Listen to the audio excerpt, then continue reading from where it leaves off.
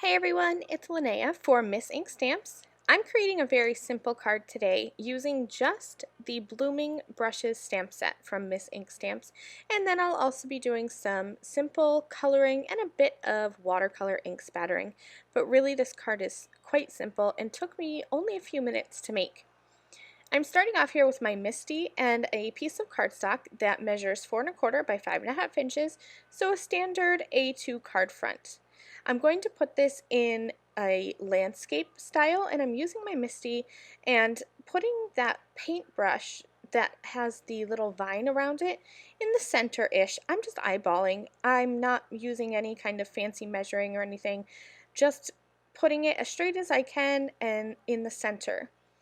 Then I'm going to just flip my cardstock 180 degrees and move it slightly to the left. And again, I'm not measuring.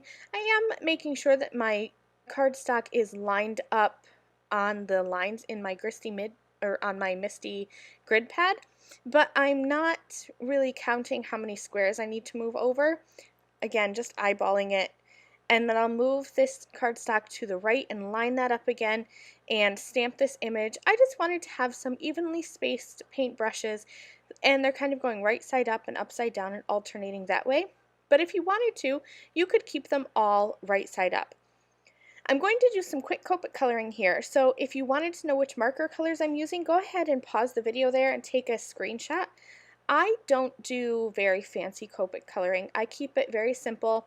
In fact, for this vine here, you can see I'm just using some G19, and I'm not even doing any blending. I'm just coloring that in. For the leaves, I'm using YG17 and YG13.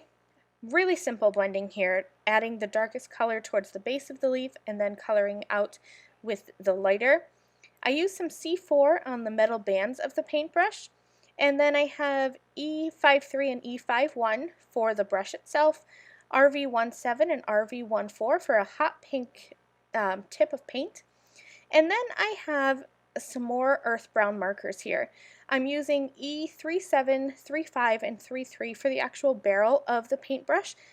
For this one, I am starting with my lightest color and then going in with my dark, just because these colors I find don't blend very well together, so I like to start with a base coat there.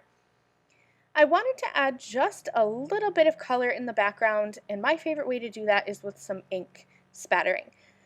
So I have some neon watercolors, and I chose a neon pink to match the tip of the brush that I colored and just spattered some quick color in the background there.